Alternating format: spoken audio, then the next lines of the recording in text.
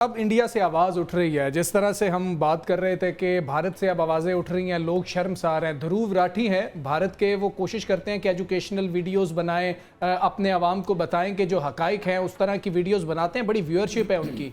हाँ जी, बंद कर दें सभी न्यूज़ चैनल्स को देखना, इतनी शर्मिंदगी है। पढ़ा लिखा मुल्क होता ना, समझदार मुल्क होता, टीवी चैनल्स को ताले लगा देता। ये इतना बड़ा क्राइम है, इंटरनेशनल क्राइम है। अथॉरिटी नहीं है जिसको देख रही थी। मैं देखे ना, ये इंटरनेशनल क्राइम है जो हिंदुस्तान के मीडिया ने कल किया। बेशक मीम्स बन रही हैं, हम उनके खिलाफ हंस रहे हैं, मजाक भी उनका उड़ा रहे हैं, लेकिन अगर आप मीडिया की टर्मिनोलॉजी को समझें, एथिक्स को समझें, तो हिंदुस्तान के मीडिया ने इंटरनेशनल क्राइम किया है कि आप किसी मुल्क के अंदर हमले करवा रहे हैं, कब्जे करवा रहे हैं। कोई एडिटोरियल चेक है वहां पर? आप गए हैं? मैं तो पहले दिन से इस बात का कायल हूँ, हिंदुस्तान का मीडिया स्वाय सनसनी खेजी के, स्वाय मुसलमानों के या स्वाय पाकिस्तान के खिलाफ बैशिंग के अलावा उनकी कोई रेटिंग नहीं है। उनकी यही रेटिंग है जो बकवासबाजी हमारे खिलाफ कर लेते हैं।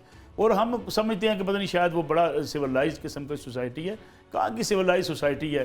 हाँ, हमारा ये भी एक नया एक माहौल बनाया जाता है, बड़ी मजबूत इकानमी है जी। वो भाई उन्होंने पौने 2 अरब इंसानों को रोटी खिलानी है जी, आपने 25 करोड़ को खिलानी है, और पौने 2 अरब इंसानों को रोटी खिलाना दुनिया में ज़रा ज़्यादा मुश्किल होता है। थोड़ी सी इकानमी शेक होती है। दिल्ली से आप बाहर निकलें, आपको नज़र आ जाएगा दिल्ली से बाहर निकलते ही किसी के पास लैट्रीन नहीं है, सोने की जगह नहीं है, खाने को उनके पास जगह नहीं है।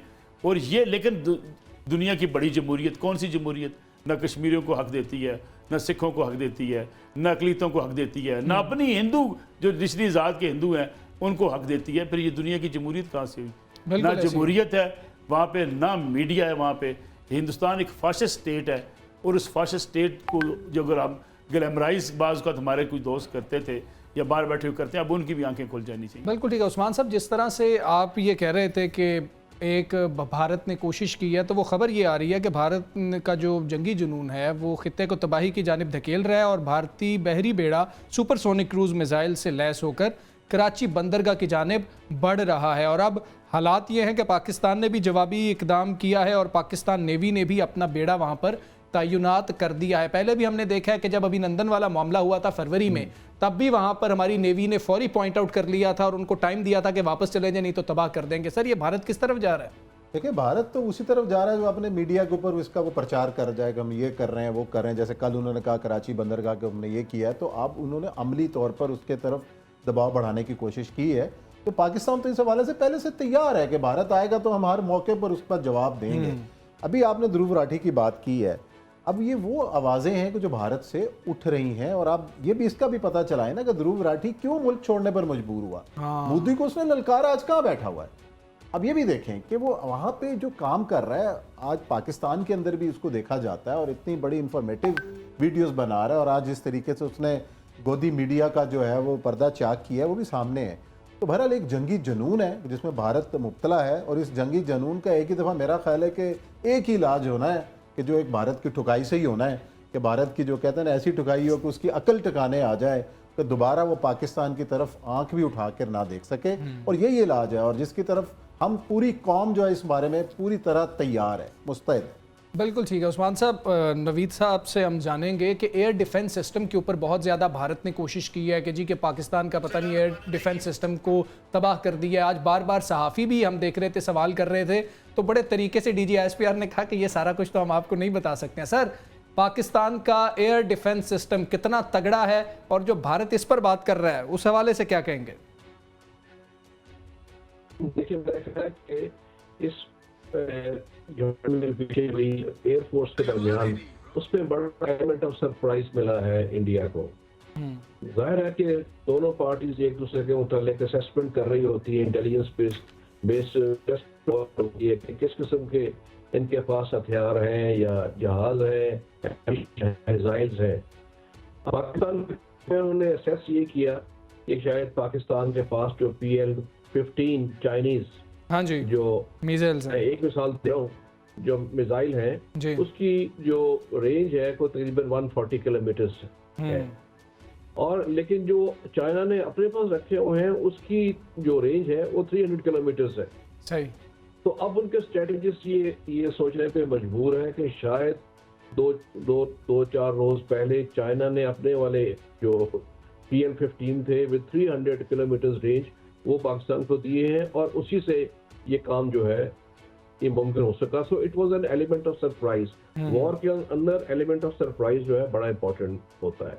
अभी आपने जो कराची की बात कर रहे हैं, पहले उनके स्ट्रेटेजिस्ट और एनालिस्ट ये गुफ्तगू कर रहे थे कई रोज से कि जी जो आप हमारी आर्मी के साथ, मिलिट्री के साथ हम ज्यादा तादाद है हमारी, सिर्फ खाइफ थे एयरफोर्स से, उनका ख्याल था कि नेवी के साथ भी हमारी स्ट्रॉन्गर नेवी है, पाकिस्तान के पास 2 सब हैं सबमरीन्स, लेकिन उनको वहां पे भी एक एलिमेंट ऑफ सरप्राइज मिलेगा। जब वो करीब आएंगे तो उन्हें मालूम होगा कि उनके लिए और बहुत चीजें रखी गई हैं। और हमारा जो डिफेंस सिस्टम है that is one of the best, और इंडिया का भी जो है उससे बेहतर सिस्टम हमारे पास मौजूद है इस वक्त। बिल्कुल, इंडिया से ये इल्म में है ये बात कि ये सिस्टम जो है, रडार्स जो है उनसे बेहतर मौजूद है हमारे पास। बिल्कुल उनसे बेहतर मौजूद हैं हमारे पास, और भारत की जानिब से सिर्फ ये भी प्रोपेगेंडा किया जा रहा है उनकी मीडिया की जानिब से। अब्बास, आप थोड़ी सी हमें बताएंगे, IPL के साथ हो गया, एक बुलेट नहीं वहाँ पे गिरी, एक पटाखा नहीं धर्मशाला में चला, ना दिल्ली में कुछ हुआ, सारा कुछ खुद ही लपेट लिया। साथ PSL भी अब पाकिस्तान ने कहा है कि हम बाद में करवाएंगे, क्योंकि वज़ीर आज़म साहब ने यह कहा है कि जिस वक्त इतनी बिला इश्तियाल फायरिंग हो रही है उस दौरान हम ऐसा कुछ नहीं करेंगे, भरपूर तरीके से लाहौर में ही फाइनल करेंगे हम। देखिए बहुत डरपोक कौम है इन्होंने की। जी अब्बास मेरे से पूछ रहे हैं आप? सर अब्बास साहब से पूछ रहा हूँ। देखिए बहुत डरपोक कौम है। अभी तो पटाखा भी नहीं चला और स्टेडियम की लाइटें बंद करके भाग के चले गए और IPL को बिल्कुल ही पोस्टपोन कर दिया। PSL मोहसिन नकवी साहब की बड़ी जरूरत है इंटरनेशनल प्लेयर्स को।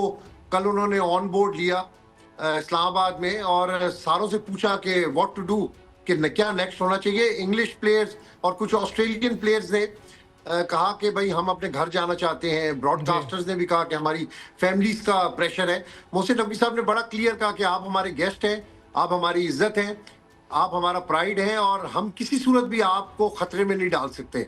तो इसलिए कराची वेन्यूज बहुत सारे लोग चला रहे थे। इंडिया के अंदर बड़ा हंगामा था उस वक्त, IPL कैंसिल नहीं हुआ था, ये बड़े जश्न मना रहे थे। और रात को अचानक आपने देखा कि भाग गए ग्राउंड से, ग्राउंड छोड़कर भाग गए, प्लेयर्स भी गायब हो गए। उनके प्लेयर्स को भी वैसे मेरा ख्याल है कि जहां पर उनके लोगों के अंदर ये एक सेंस डेवलप हो रही है कि मोदी हुकूमत जो है वो हर चीज फॉल्स और फेक दुनिया के सामने रख रही है, वहां पे लोगों को पता चल चुका है। अगर आप सोशल मीडिया को थोड़ा सा देखें तो वहां पर भी कुछ ऐसे लोग हैं, जैसे प्रोग्राम के स्टार्ट में मैंने आपको कहा कि आज जो सुप्रीम कोर्ट के एक स्टेट के चीफ जस्टिस का लेटर था, वो एक बहुत इंपॉर्टेंट लेटर था। उसने वो एक आई ओपनर है मोदी हुकूमत के लिए भी और उन लोगों के लिए जो इस वक्त मैं कहता हूं कि बहुत ज्यादा एक्सट्रीमिस्ट है। असल इनके फासिज्म का अब जवाब देना होगा, इनको सरप्राइज देना होगा और इनको हर तरफ से मारना होगा, चाहे वो एयर स्ट्राइक हो, चाहे वो जमीनी हो, चाहे वो नेवल हो। इनको वो कहते हैं ना बंद के मारना है।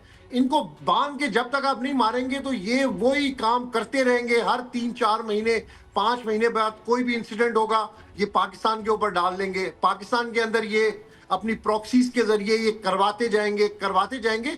तो ये बड़ा प्रॉपर टाइम है।